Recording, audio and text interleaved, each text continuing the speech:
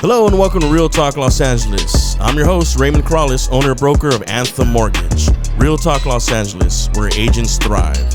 Now, today's guest comes all the way from Whittier. Please help me welcome Angel Hernandez. How's it going, Mr. Hernandez? It's an amazing day. I feel like I'm in a nightclub here. You got a beautiful setup. Wow. I'm in awe. Thank you. Yeah, it's kind of a passion of mine. I like you hear people say, try to marry what your passion is with your business. And so, these days, these type of things, help extremely with your business. Anytime you're branding yourself, as you know, you guys do a real good job. Where you guys are at. I love the branding you guys are doing. Well, you got the voice. Yeah, you got the voice. I like how it sounds. Thank you. Much appreciated. So, we've been talking for probably about a couple weeks now, and, but I've been following you for a while and just really amazed on, the life's work that you really put together with your business. And, I was right away, I was like, man, I gotta have him on, because you have so much to teach. And that's the main purpose of this podcast is it's for agents out there who are looking, for tips, on how to really succeed in this business. Heck, I'm going to learn a lot today. So, again, thank you very much for coming on.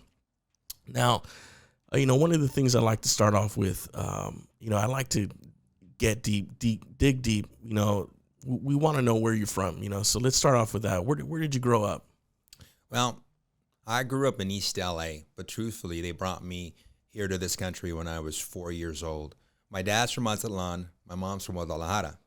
So they met in Tijuana. Oh, wow. Okay. So they fell in love and they had me. So I'm from Tijuana.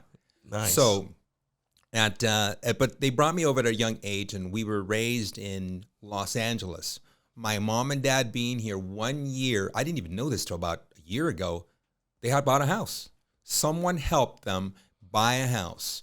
So from there, we lived in Los Angeles and then moved to the city of Pico Rivera. Interesting enough that the people in Pico Rivera were Hispanics. Yeah. But when we got there, my dad would listen not to Spanish music, but he would listen to oldies.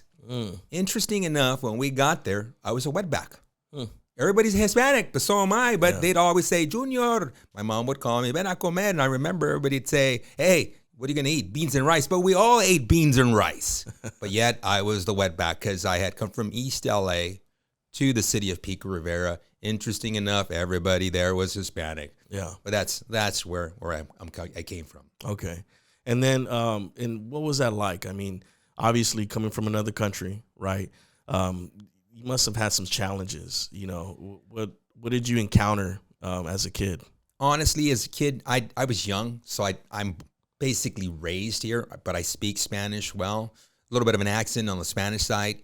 But when we first got here, you were not supposed to speak Spanish. So when we were in the store, I remember we talked really low. My mom and dad would speak Spanish, but it wasn't until the Cubans came to this country and they spoke Spanish fluently, and that's when we started to speak Spanish a lot. But to give you an idea, when I first got here, I was born in 1963. My parents didn't speak a lot of Spanish well, so the public schools weren't set up for us to have a student who didn't speak a lot of English. So they put me in a class where they considered it a little bit on the slow side. Right. And it wasn't until someone in my mom's friend was saying, don't let your kid be there. He will always be labeled as a blah, blah type of a, disabled child. Right. So my mom immediately walked there and pulled me out. But I got to tell you, that was a fun class because every time I did something good, they gave me a toy. And that's what I remembered in that class. Right. But other than that, it's like we all come to this country. Whatever it is that we do, we have to adjust. Yeah. And I was young. I didn't know how to adjust, but my parents adjusted. And from there, we moved forward. So now you seem to have a great attitude about that. Is that from your parents? No. My parents did an awesome job in helping me grow up. Mm-hmm. I'll give a good example. So me as a child, I was going to graduate from high school, and I was called in before I walked. And they said to me, "You're half a credit short." And I said, "Okay." So what does that mean? You got to go to summer school, but we're going to let you walk through. My mom was on my butt every single day to go to school, go to summer school, wake me up, send me out. Great job, Mom. But here, during the graduation, here's the story. I'm walking. We're done. Everybody runs to their family. Everybody threw the hat. You run to your families. And I go to my mom. "What'd you give me for graduation?" My mom looks at me and goes, "Pendejo, I should get the graduation present. I got you to graduate." So my mom, being from another country, did her best to get me to graduate. That was step one. Okay. Now I'm going to tell you the next part. So I'm going to be and I know you're going to ask me this question, but it's part of the story, so I'm going to tell you anyways. Yeah, please. My father, who, I didn't know they had the house, blah, blah, blah. Somewhere along the line, I go to school to be a computer operator. And I'm going to community. This is working nights, but during the daytime, I go to community college. And I tell my dad, "Hey, I'm going to quit my job. I'm starting going to community, and I'm going to get another job as a computer operator during the morning." My dad goes, "No, you're not going to do that." He has an accent. And he goes, he's trying to figure out. He's frustrated. He goes, "Well, you're going to have to pay me rent." And I kind of ignored it. So my dad, thinking outside the box, great move, says one day, "Hey, I want you to meet my real estate agent." Well, I didn't know my dad owned real estate. I didn't even know what that meant. So my dad calls me over. I walk her outside. We're now staying in front of her car. Back then, I didn't know how to read body language. I didn't know what to look for. All I know is she was driving a red old Volkswagen. They did a paint job. The bumpers were rusty, right? All I could think of, I think I was maybe, this is 1985. I'm maybe 22, 21. No, I was 20. So I look at her and I said, all I could think of was, "How much money do you make?" I was making $18,000 back then. And she says, she looked kind of razzled. I couldn't figure it out. And she says, $70,000. I said, "Wow, I'm making $18,70. I'm going to be a realtor." Right. Well, here's my point. I run into her 4 years later, okay?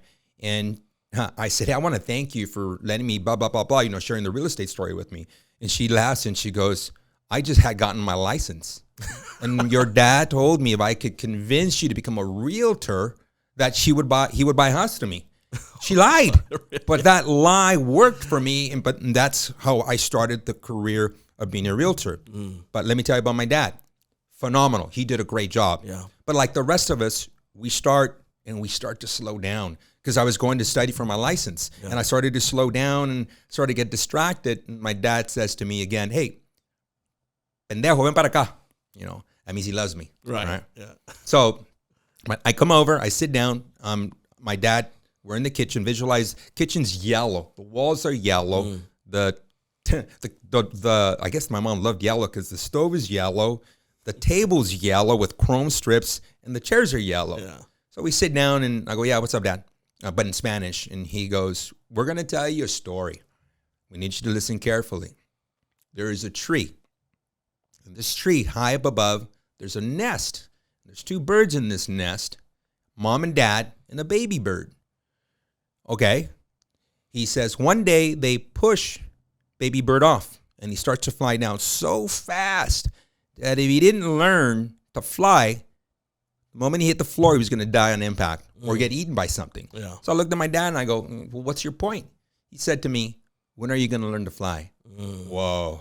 I got to tell you, that moment changed my life. Yeah. I think that part, my dad had no idea how to motivate me, but that was the stepping stone that made me part of who I am today. Okay. So my parents, not knowing, even today, they said, we don't know how we did it, but because of all the kids, I'm the one that's done extremely well. Yeah. Obviously, they're proud of what they've done. Yeah. But it's that my mom and my dad, it wasn't until a few days ago I found out about them. I remember my mom's story. So they both, as parents, get credit for who they made me today. Ooh. Yeah, no, absolutely. Absolutely. So your dad saw something in you, obviously, because he saw that you were going down the route of going to school. I guess he felt like that's not going to be your thing. That's a good point. I think he thought me giving up, you're right, Yeah. and see, you're pulling that out of me. Yeah. He probably felt, he needed to do something to get me on track. And by him coming up with that, I don't even know how the heck he even figured that one out. But at the end of the day, I'm thankful that he put me on that path, that career path, because I don't know what else I would have done. I'll give you another story. So on the side, I was trying to figure out what to do. I didn't want to go to school. So, back then cocaine was big. Mm-hmm. So I remember buying some cocaine, right? Mm-hmm. And I remember getting some baby powder. And this is raw here, right? I'm cutting it up and I'm going to go sell cocaine, right? Wow, yeah. So I think I don't know how much I spent. It wasn't a lot of money. And I had a friend of mine who was big. And I go, hey, you're going to be my bodyguard. And he ate it all. Not ate it, he snorted it all. I think we only sold 2 of them. So that was my failure, thank God, of being a drug dealer. Yeah. So that's another part of my story I never told. So and it's funny because me and you, I think we came from a similar background. I grew up in a pretty rough side of the valley, Pacoima, California. And I think those are the things we saw. I saw, not only drug addicts, but drug dealers, gang members.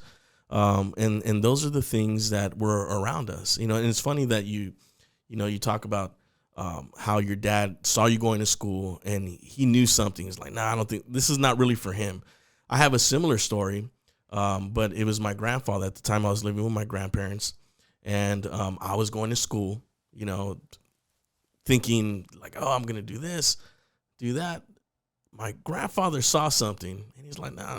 You need to work. To be honest, I was screwing around anyways, and I guess he felt that. So yeah, right away I felt like, okay, I need to get into something that's going to, make me some money. And what is it? So it's just funny how our parents, right, or grandparents are able to see something in us that we don't necessarily see, and then are able to guide us, and I'll be honest, I think we know a lot of people don't follow what our parents tell us, but it seems like your dad told you something, he advised you, and I mean, he seems to have a lot of, I guess, is he a role model? I guess I would say, because he was able to influence you to make that decision. So is he a big role model in your life? It kind of seems that way. You know what, for all of us, our parents are our role models. Yeah. Whether it be bad or good. Yeah. On my side, they were good. So my parents, being not from here, did their best. But and I'll be honest, there's also the mistakes. They were there for me to push me, but whatever sports we played, they didn't know they needed to attend. They didn't know. Right. But today I realized, great role models, but they were busy. Yeah. They were busy. My sister was sick. So they were so overwhelmed over that time frame when they took care of her. But to answer your question, they were great role models. They did what they could with what they knew to get us as your grandparents, as your parents. So our parents, regardless, no matter what they done, somehow we learned from them, as you did, as I did. Absolutely. So. Absolutely. And that's always a blessing, I think, when we have people like that in our lives, so that's good for you. Now, so you're about 18 when you get into real estate, kind of sounds like? Yeah, I think it was about, I was 18, 19, getting my license. I got my license when I was, I believe, 24, 25. Oh, okay. Yeah. So, and what were you doing from that time, from 18 to 25? I was that computer operator guy. Okay. Yeah, I was the guy making $18,000. But interesting enough, when I got married, right, I met Patty. By the way, I'm Angel Hernandez, but nobody knows Angel Hernandez. Everybody knows the brand Angel and Patty. Yeah. So, I met Patty while I was getting my real estate license. So she's been with me since day one. Wow. And I remember when I got my license in 1986, it was the ending of the first recession, right? Yes. So I got into real estate, and my signature was my white shoes. I door knock. So here I am. I'm a real estate agent, and I'm also a computer operator working at night from 10 to 6 in the morning. Oh, wow. Right? Okay. I make $30,000 a year. I'd get home, fall asleep. My wife would get ready to go to work. And by 7, I was asleep, and I'd wake up at 12, 5 hours of sleep, right? Take a shower, get into the office by 1 o'clock, the real estate office, and work till 8 o'clock, and come home and eat dinner, see my wife. And then that I didn't see her all week. I didn't have to work Friday night. So that's when I would see her, and I had to go on Sunday night for my night job, who paid me $30,000. But get this. My real estate job was paying me between $130,000 to $150,000 a year. I was making more money as a realtor, but I was afraid to let that job go. But that's what I was. I was a computer operator. But before that, I sold shoes at Kenny Shoes. You remember Kenny? Oh yeah, Kenny's. Not everybody remembers Kenny Shoes, but it was a brand of shoes that was popular back then. And I was a salesman for selling shoes, smelling people's feet. Wow. So now, would you say right off the bat you started making money in real estate? So, what happened was when I walked in 1986, Bob Archuleta is the senator today, right? Mm-hmm. He was one of the first people that walked in and showed me part of what I needed to do to be a real estate agent. Back then I was young, and he showed me that every problem had a solution. And back then, there were so many gurus, Floyd Wickman, Mike Ferry, Craig Proctor, and they taught differently, and they brought other realtors on to speak. And at that point, these realtors became speakers because of the way they were being presented. I learned from them, and from the beginning. I think 1986 is I got my license, and 87 was my first year, 87, 88. By 88, I was making good money. 90, I was making Centurion, double Centurion. And wow. I think from the beginning, because I was hungry, okay? I didn't get my degree, and I saw that realtors done right could make a lot of money and help a lot of people. Yeah. So I'm going to answer the question. I think that from the beginning, I was focused, and I never stopped. And what type of things did you do to gain that business? Well, back then, where was a thing called the Penny Saver, right?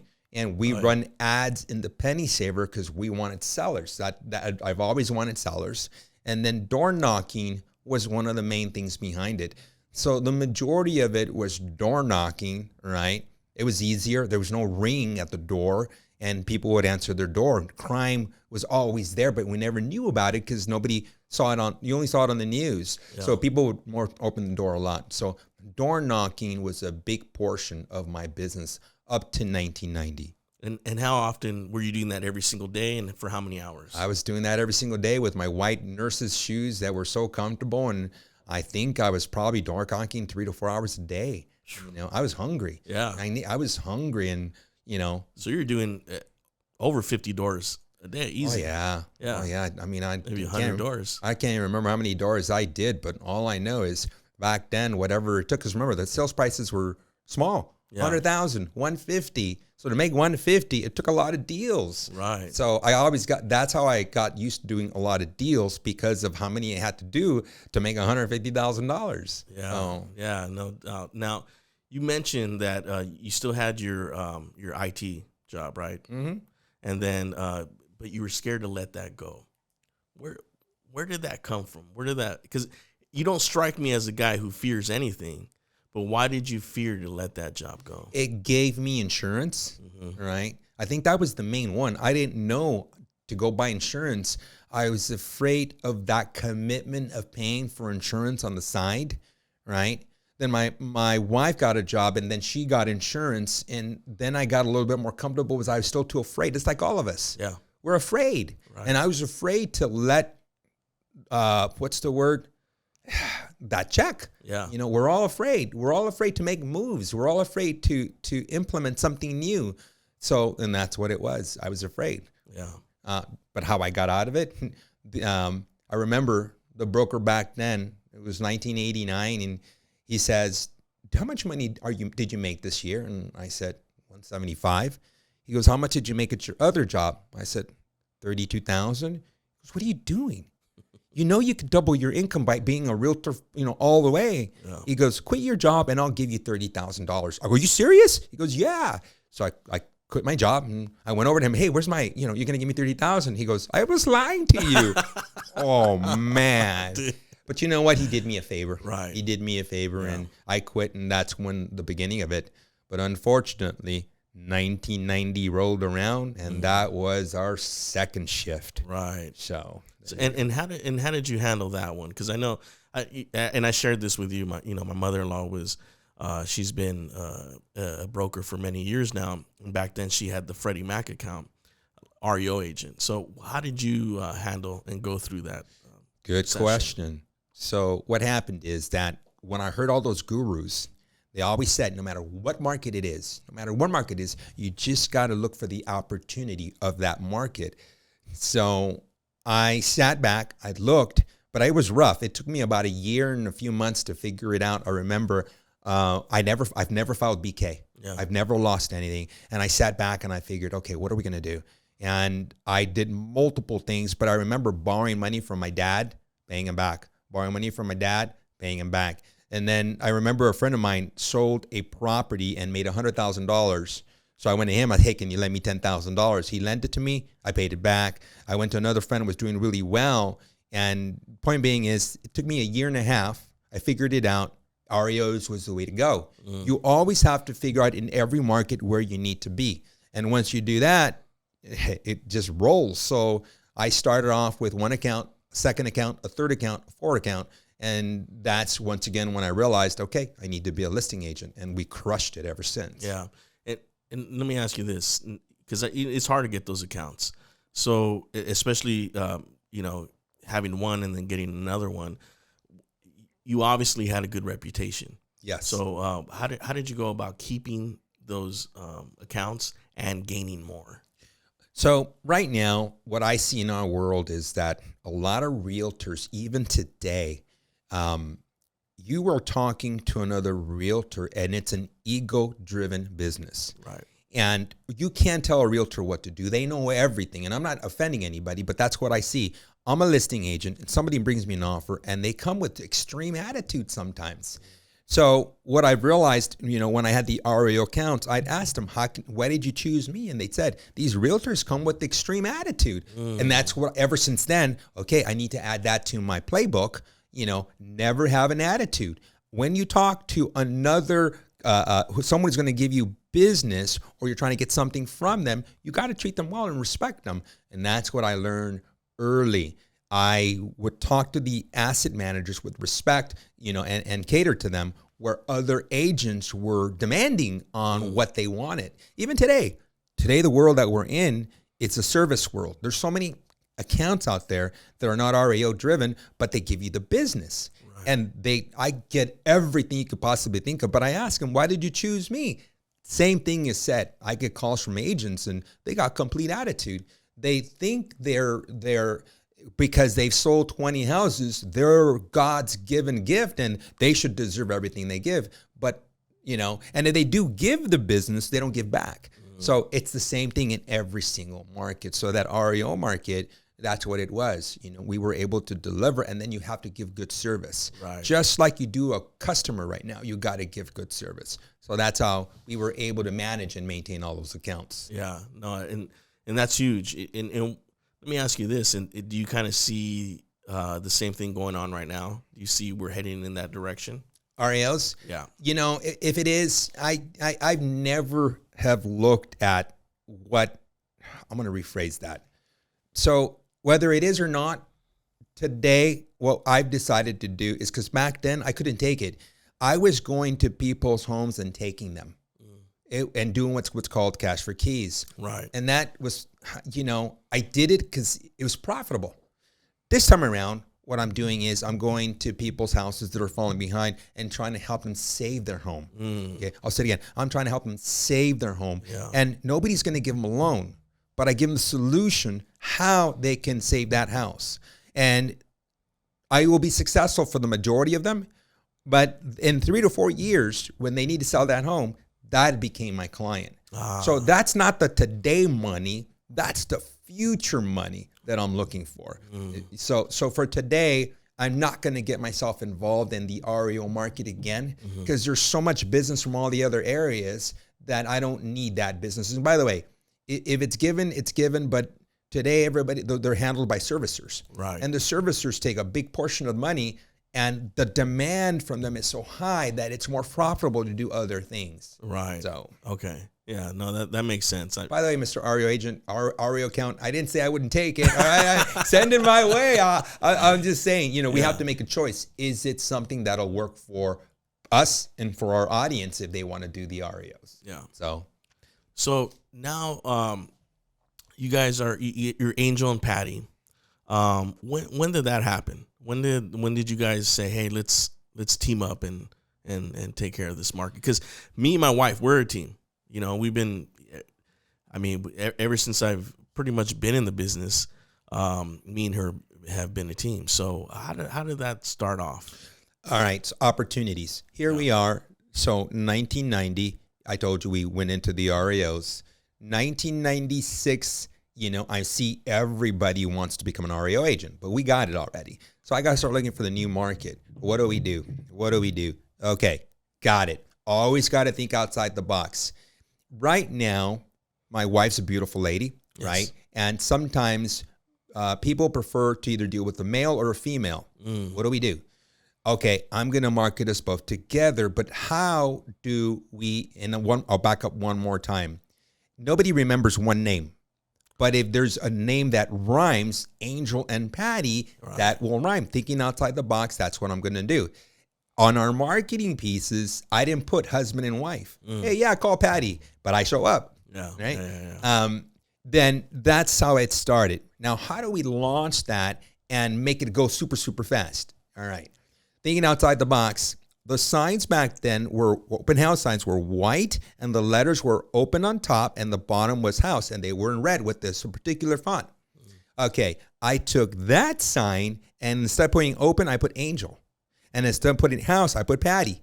So when people would see those signs that said open house, they thought they were mine. You see how I leveraged myself? I propelled. You always have to look for something to get people to call you. So the reason for the branding of putting it together was thinking outside the box for people to remember who we are. They would either call me or call her. And then the colors, that's why we went with white and red, because we were branding off of someone else's. Everybody knows who Coca-Cola is, right?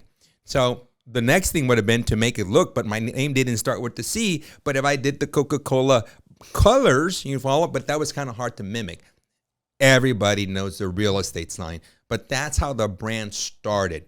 And from that point forward, I have just adapted as the decades go through to where it's extremely noticeable, if I should put it that way. Yeah, no, it absolutely is. And that's, that's so smart. I mean, listen, I know in the mid 90s, there was still, a lot of technology behind advertising and how to do it, but it really seems like you were kind of ahead of the forefront.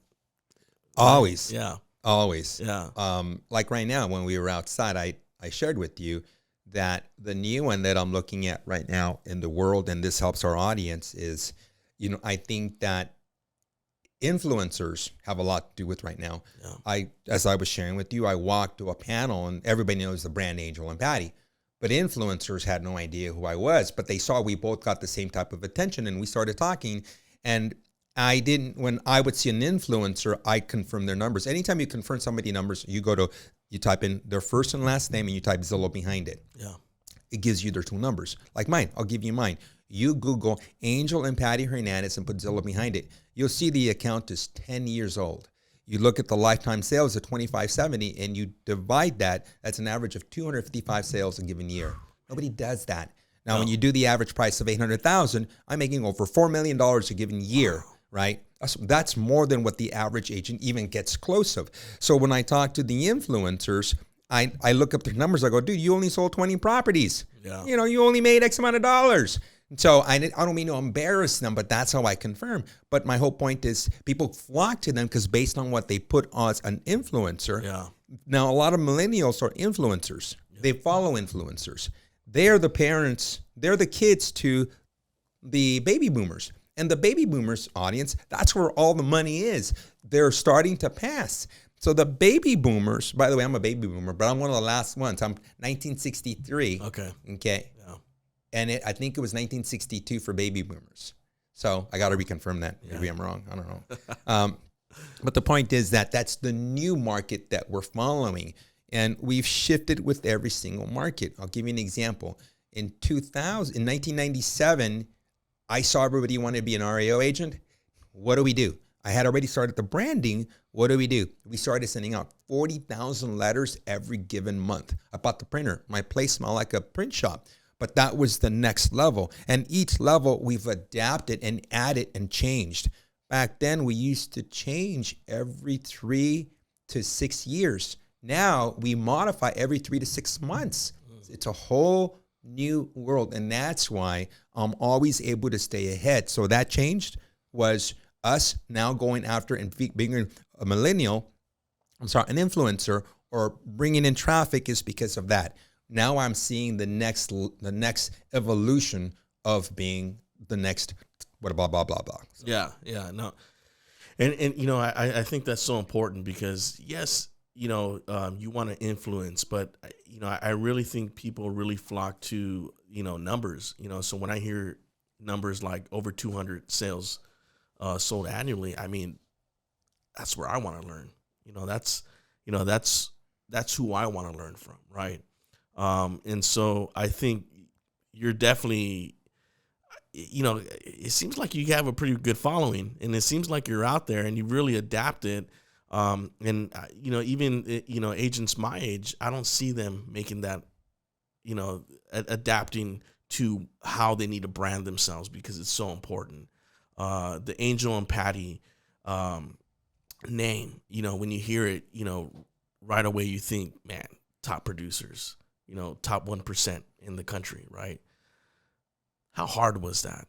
I mean, let's put it in perspective because I know everything takes hard work, but to get to that top 1%, I mean, what did you sacrifice? Not just your time, but, you know, if there's any other sacrifices that you made to get to that point. Truthfully, you know, as I look at it, we didn't... The Lord God has been with me, right? Somehow, some way. Yeah. It's not all me. It's somehow the vision's given to me. Mm. I don't know how, right? And I just follow it. Sometimes I'm asleep. Like last night I was asleep and I was dreaming and literally ideas just popped into my head. I went, oh my God, God's looking after me. Yeah. So to back up, you know, it has the sacrifices. My wife will say that they're sacrifices, but the reality is I've always worked from 9 to 6, right? I go home. It used to be a little bit later, but right now I got it 9 to 6. I go home, I work out. So, you know, when I think about it, is it a sacrifice? No, I like what I do. I really like what I do. You know, I got it down to right now where I work from 9 to 6 o'clock. 4 days a week, and I take off on Friday, and I take care of my grandkids, me and my wife, on awesome. Friday, right? But when I look back to it, it wasn't a sacrifice. It was, I had to do this to get my kids to where they needed to be. I have 3 boys, and I know it's not the answer you were looking for, but it's part of my life. Yeah. I got 2 boys, and now they're building, they're buying, they're doing Airbnbs, right? I didn't pay for it. They did it on their own. I gave them the clients. I gave them my buyer leads, and they took that and did what they needed to do. So along the way, everything I've done has always been for my family, right? My son says the other day, one of them goes, hey, I'm going to catch up to you fast. I'm going to have more doors than you do. Well, good. That was the whole, right. That was the whole point. Yeah. And today, my 2 boys that I work with are now helping me, you know, because they're young to see what happens. By the way, I'm going to back up just a bit. Yeah. You know, I'm 59. Oh, wow. You look amazing, by the way. That's what I hear all the time. Yeah, I'm 59 awesome. and I take care of my body. Right. And I make sure that I always present, because I'm married. I got to make sure I always look good for my wife. Yes. She does the same for me. But what follows with that is that at the end of the day, I like what I do, and I'm going on a rampage. I do that all the time. So Yeah, you gotta back me up That's and okay. take me where I need to be. But right now, even as we're speaking, I saw the shift in the market. I realized that people need help. Realtors need help. So when I do this, I'm giving information, and in there's a lot of golden nuggets, and I'm telling everybody, it's going to get hard, but you just got to be focused. We got to think outside the box. Yeah. We got to see what the solution is. And right now, every Tuesday go on from 10 to 11, and I show people exactly where my free sources, lead sources come from, and my paid lead sources come from, right? And I break it down to the tools that I need and that I utilize to make my business grow. So with that, I get a lot of people, about 30, 40 people that log on. But even though I'm telling them exactly what to do, many won't implement it. Right. Or we start and we don't finish. Yeah. And it's just a way of life. It's hard. But my point is, right now, we all need to start planning for what we're going to do next year. Yeah. I started already, and my momentum, my everybody's income drops in January and February. Right. Okay.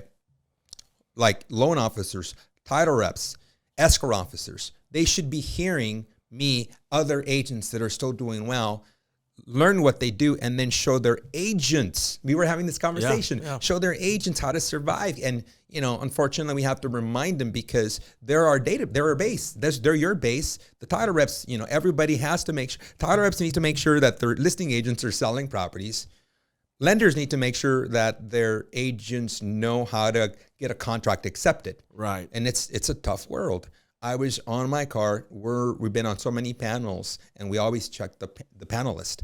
And some panelists are carrying a lot of inventory, but they're not selling their inventory.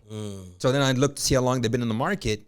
They haven't been in it too long. So they haven't learned how to get a client to price a property correctly. And I've learned that all my inventory is fresh. Mine moves because I've been through this so many times. Right. So, see, I went on a rampage. Yeah, Sorry. no, that's okay. That was good information, and it's important, like you're saying. I mean, you got to have the skill set, going into this new market. I know for us, we're doubling, tripling down on all our efforts, thinking outside the box. I think is important, and it's funny that you say that, like how you say you have dreams, and you have in those dreams ideas come to you. It's the same thing for me.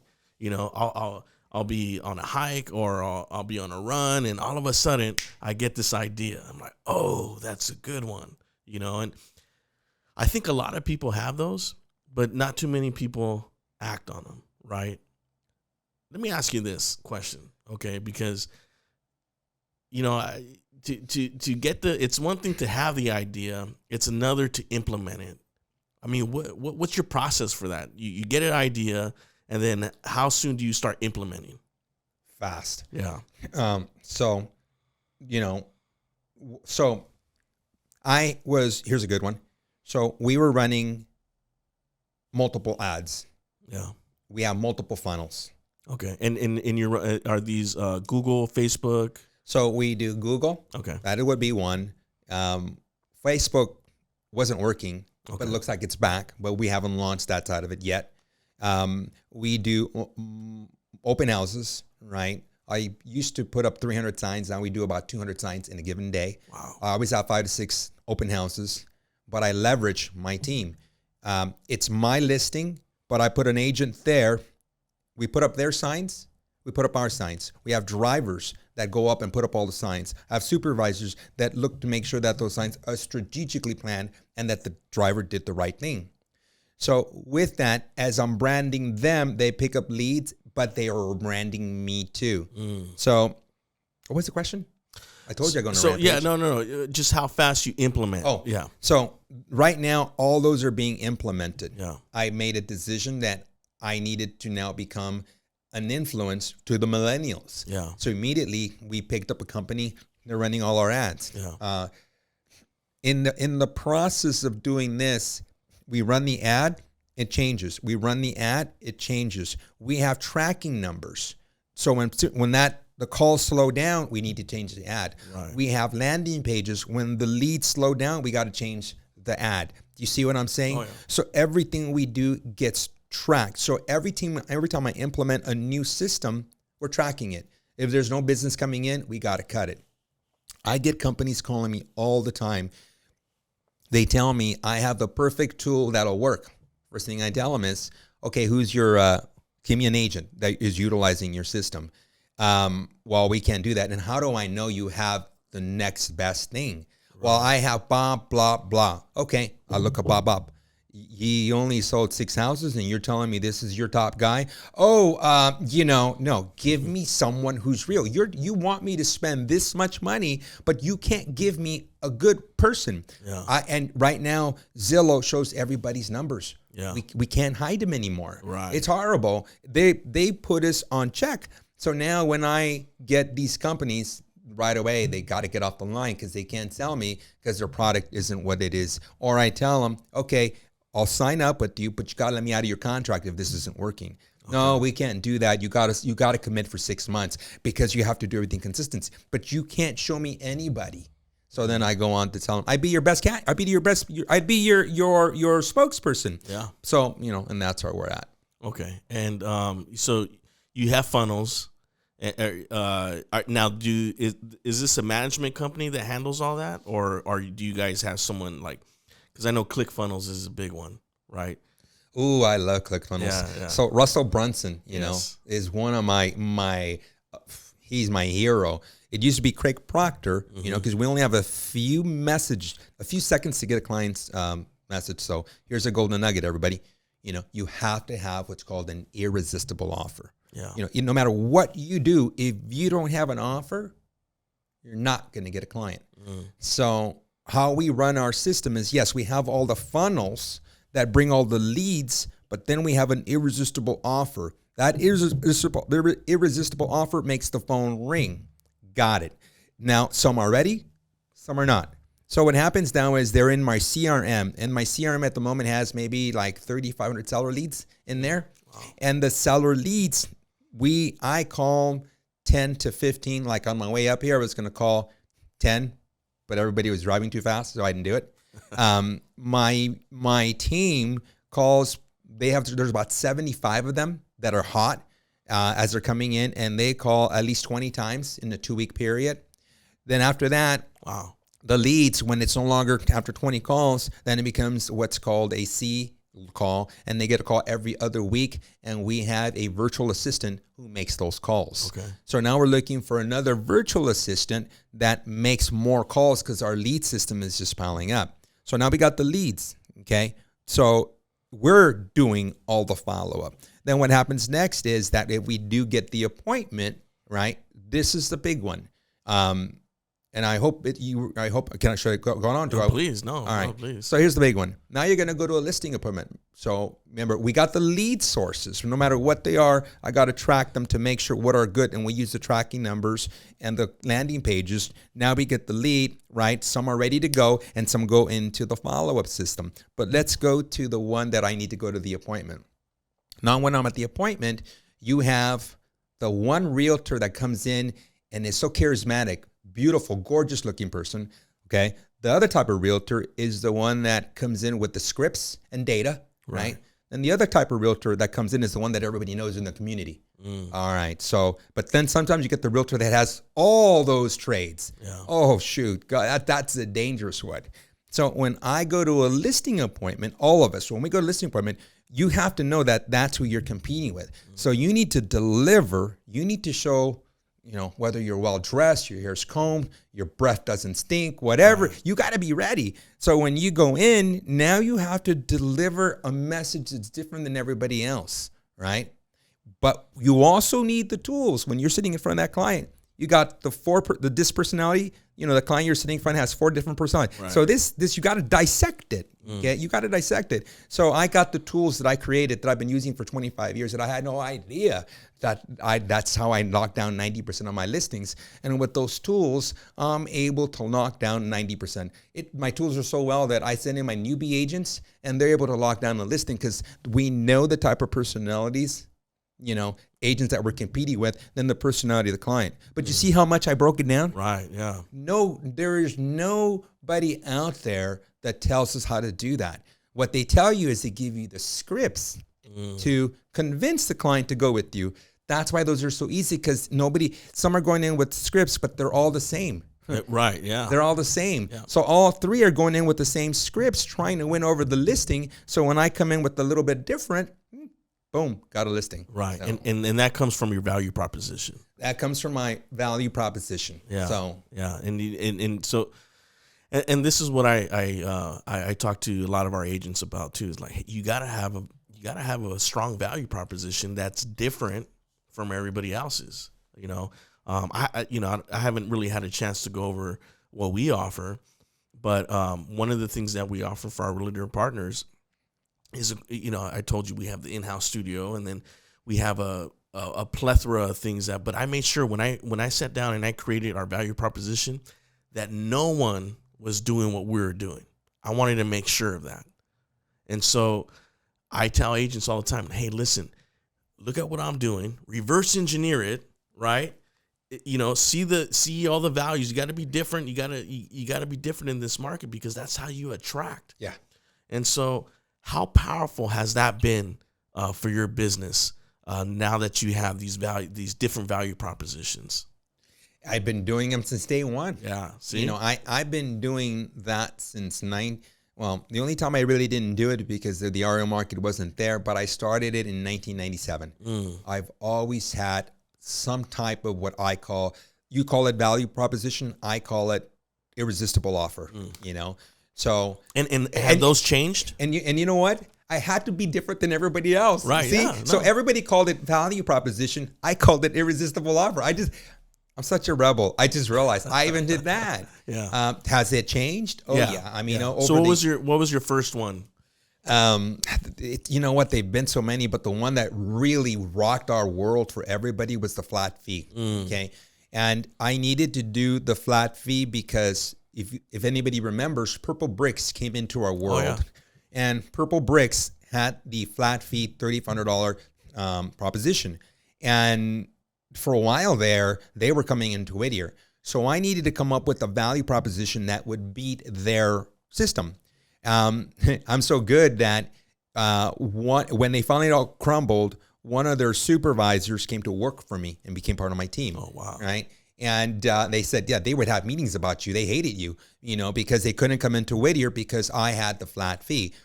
But the value proposition it's an illusion. People see the word flat fee, and realtors, they would speak whatever they would say, but they wouldn't read the fine print. The whole goal of an irresistible offer is to get the phone to ring. Yes. When the phone rings, then you're able to deliver what your proposition is, right? I'll give you an example. So ours was the flat fee, and then if it was between 600 and 700,000, we'd list at 1.99% of the 600, and it would be that fee all the way across for that price. And then it was the same for each one. But see, it's an illusion. Right. It makes the phone ring. And then with it, we had Redfin. So I had to then offer photography. I had to offer 3D. I had to offer staging, and we flipped. So I would start utilizing our crew to fix clients' properties and pay for it up front. You see what happened? Yeah. But the whole goal was to get the phone to ring. That was a irresistible offer. Flat fee, it makes the phone ring. Here's another one. So right now, what I do is I pay the client $100 just to meet with me at no obligation. Oh, wow. But you see that? Right. Realtors can't do that, or they won't do that because they're too afraid. Now you can tweak that and say, $100 once you list with me. No, I pay it up front, because we had to improvise. Zillow, we were spending $15,000 a month. I love you, Zillow. Not speaking negative. Okay. We're spending $15,000 a month, but my original contract was all my listing calls came to me. Somewhere along the line, when we renewed the contract, they took that out. I no longer got those calls. So instead of spending $15,000 on Zillow, hey, let's just spend it on mail, and we'll give the seller $100 just for the opportunity, and we'll give the seller a $1,000 sign-up bonus. Boom, my listing inventory went up fast because we were no longer paying it to Zillow. We put it now in a mail-out letter, which was an irresistible offer. Right. You follow? Yes. So no matter what it is like, you just have to improvise with your market. I should be a consultant. Yeah. Oh, yeah, I got absolutely. realtors who call me, how do I do this? And this is what you do really quick because I know my business Yeah. so well. By the way, I do have a company called The Listing Agent. And what I do is minimal dollars. They log on, they become part of our family, and I show them exactly what I do. And I come on every week and I tell them how I got this listing, how I utilize my tools so they can duplicate this something we do. And that's the listingagent.com. Yeah, you'll find it more if you go to Angel and Patty _ real estate, and the link tree's there. So I even learned how to do that. See, I had to learn so quickly, and this way I've been helping a lot of realtors. We got a couple hundred agents that we help right now, and they just log on, they see my class, and I break it down how on the marketing, how we do our marketing. So, and then they can kind of duplicate what we do. So. Right. And what's your budget? What are you guys spending monthly on ads right now? Not a lot. Yeah. So on Zillow, $1,061. Okay. On Google, $1,000. Oh, really? It's Okay. the average is like 800. I mean, it's low. Nice. You know, but what I'm gonna tell everybody is everybody should go on and type in realtors in the city, and whatever pops up, they need to sign up for every single thing that's on there. Doesn't mean you're going to get the business, but when someone goes to look for you and they type your name, they're going to find you. That's for lenders, everybody. We should all be doing the same thing. So I was so far ahead of everybody. That's why the people always find me on Google, right? You know, because from day one. Today, this influencer world is pretty new, you know, and that's why I decided I need to start now, not because I'm going to be in real estate forever, but the brand will. Yeah. Angel and Patty brand will be there, and I'll pop my face in and maybe put my son's face in there or my grandkids. But you know, the brand will be there as long as it gives value to the consumer. Right. Yeah. No. And so, surprisingly, wow, that doesn't sound like you're not spending too much now, and you're getting such great results. What about the I guess is it a management company? Do you guys pay them? And then they manage all your ads and stuff like that? We have one company. We pay them $3,000. And what they do is they only manage my Instagram account. So they come in, they film us, and if you follow it, you can see how they do their ads. Then they look at the analytics on what people are looking at. Then they run the trending songs that get everybody in to look at our post. So... and even that is adapting as we're going, but that's what they do. But I'm going to back up. You know, we spend that ad spend, but my open house campaign, I'm not sure if I already told you guys, but you know, it can range between $3,000 to $4,000. Okay. Because remember, I got to pay for payroll, right? I got to pay for fuel, and I got to pay for insurance. So those drivers are out on the weekend putting up the signs to brand my agents and to brand us. And that's the part that I've always been consistent. Okay. You know, always consistent. The illusion is, wow, Angel works 7 days a week. But Angel and Patty are not working because it's really my team who we're branding to get them out there and build their business. Because for all realtors, it takes you 3 years to build your business. You know, first 3 years you're representing buyers. Then those buyers turn into sellers after 3 to 4 years. And that's what's happened with all my young agents. Yeah. So, but the big thing is all those who started in, you know, what was it? Anything after 2012, you haven't experienced what the new shift is going to be like. So It'll be interesting to see all these young realtors, you know, if they don't learn or adapt, what's going to happen to them that we're doing extremely well. Yeah. So. No, for sure. I think, I think if they're following your system, you know, I mean, I don't see how they could go wrong.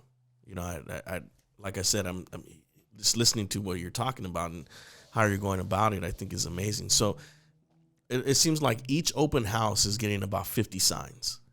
Yeah. Yeah. So, and obviously, I understand the importance of it. You know, I mentioned to you, you know, I was selling real estate for a while, and you know, I would have a minimum of 30 signs. Yeah. You know, because that's what drove the traffic in. You know, my system was 2 and 2, right? 2 open houses a week, 2 hours of prospecting, and it all surrounded, the open house. I'm calling people, letting them know I'm doing the open house. I'm door knocking. I'm doing all of that to get them to and drive them to the open house. So would you say your open house tactics are your strongest vehicle right now for bringing in leads? It's one of many. Yeah. But see, the open house campaign, to give you an idea, even if I pay $3,000, they're mini billboards. Yeah. Right. God, they're mini billboards. People see it over and over and over. So if you're a brand new agent and they see your sign over and over and over, but I go Google you, I can't find you, it was not effective. Right. And that's why I put them all together. So between the Google, between your open house signs, and by the way, what you were doing, if a realtor did that right now, that's success right there. Yeah. If this is their career, right? Because people are going to see it, followed by they see you on Google. Then the next part of the business is, you need to be posting. I list so many properties that they have a family member who's a realtor, but they never said, hey, they're not doing anything to be seen, right? Right. So if you're a brand new agent, a seasoned agent, or a well-known agent, you still got to be on social media. Yeah. Not posting what you eat, not posting where you're on vacation, because then people are going to be jealous and going to say, oh, this guy doesn't need my business. Posting something that, my opinion would be that's value to the consumer. That's value to the consumer. So if you do that, your business, no matter what we are, will flourish. Like I was talking to my niece last night, and she's in insurance. And she's a beautiful girl. And I was telling her, what you need to do is you need to start now, doing your social media. She lives in Hawaii. So I go, man, you sit up there and do the commercial and tell people why they need insurance, blah, blah, blah, blah. Right. So my whole point is I think our world is once again changing. Where I'm adapting now is to make sure that I'm seen on Instagram. And that's what your audience should also be doing. Yeah. That's the new part of their world. So. Right. Yeah. You can't be complacent. Right. I think that's the number one thing we're learning, and constantly adding new weapons to your arsenal. Right. I love that. Yeah, that's where I thrive. I mean, my wife knows. Trust me. I'm always like, oh, we could do this and we could do that. But the number one thing is you have the idea, you have to implement it, and not just.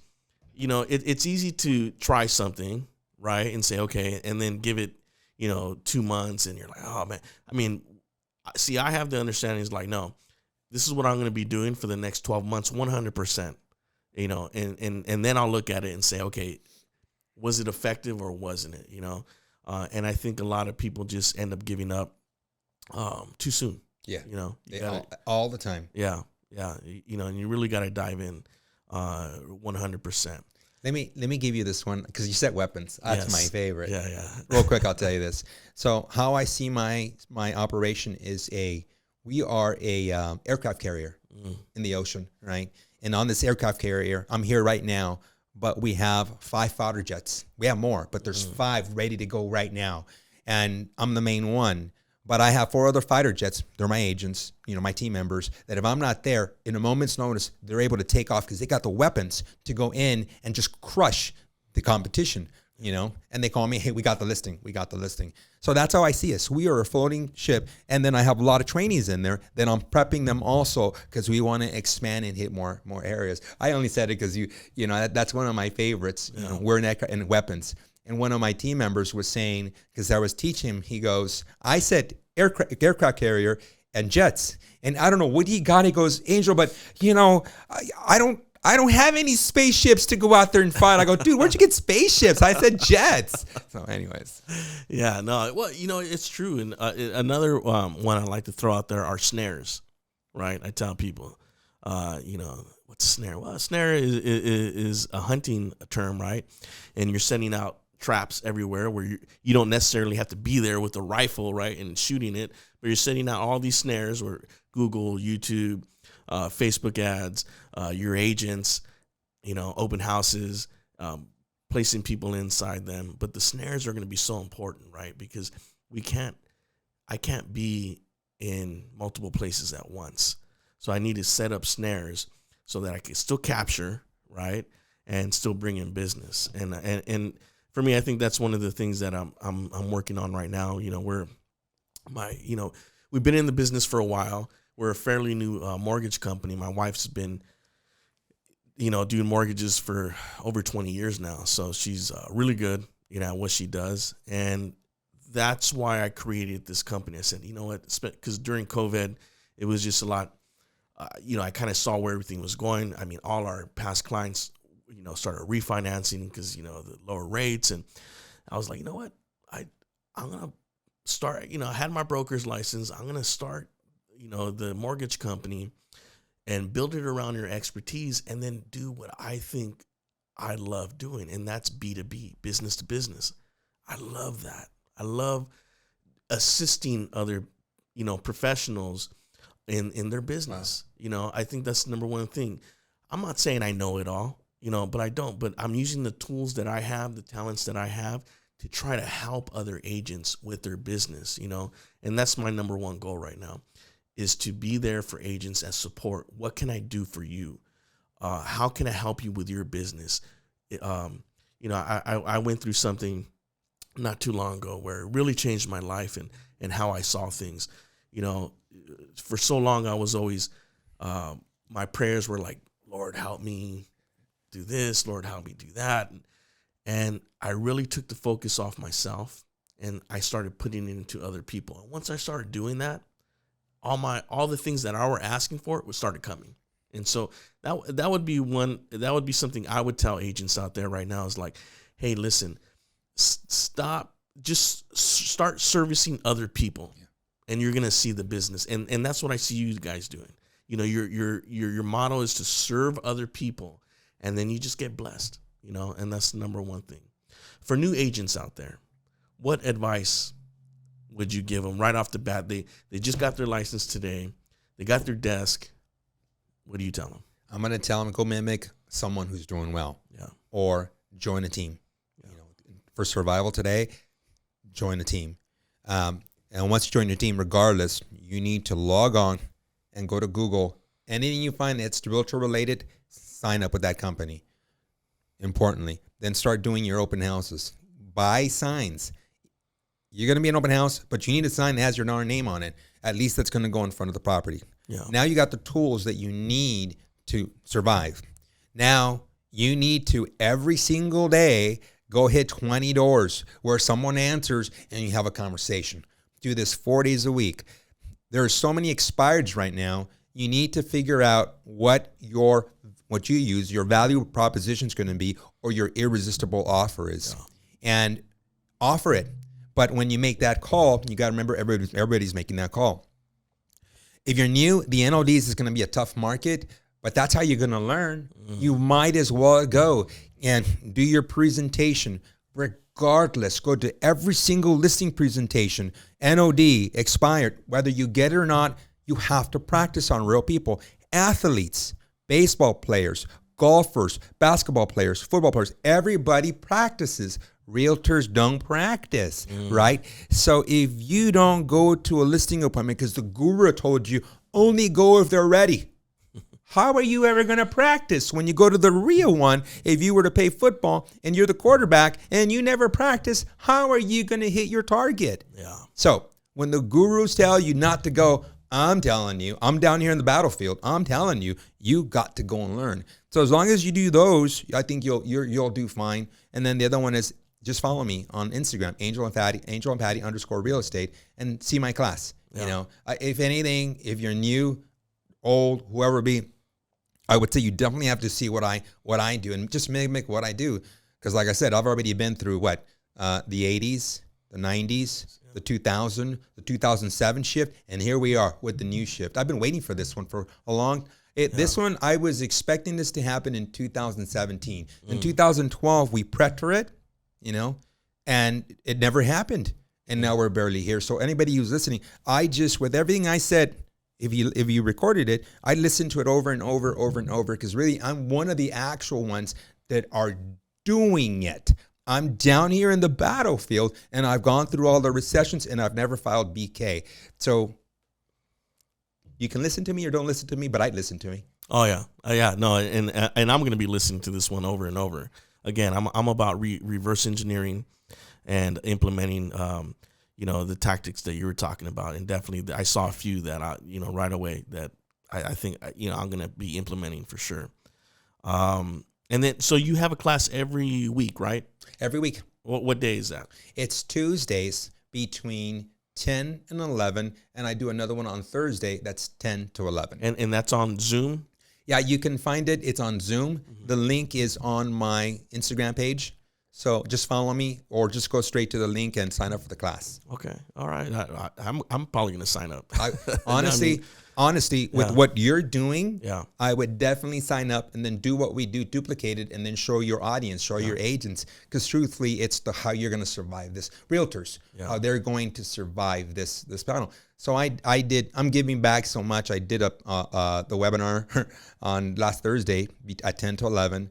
10 to 10:45. I got off and then I was in this room and we had the seminar going next door. So while I was doing my webinar here, as soon as I done, I walked down there and 11 o'clock, I went to go sit in the front and then I did the audience and we did our panel. Wow. And I was done there at 1:15, went to lunch and then went to go do another, I was telling you, podcast. Cause I figured the more I give back, honestly, I'm helping a lot of realtors survive and stay in this market. Absolutely. And again, we thank you here at our little podcast, Real Talk Los Angeles. This thing is little. This thing's beautiful. What the heck are you talking about? Shoot. Thank you. We appreciate it, man. And again, thank you so much, Mr. Hernandez, for coming in. Again, you're the best. Pleasure. Thank you. All right, thank you. And we're out. Podcast number, I want to say 11, over and done with. You guys have any questions, please hit up Angel and Patty Hernandez. You guys can find them. Wealth of information. We all need it in today's times. Thanks a lot, and we're signing off.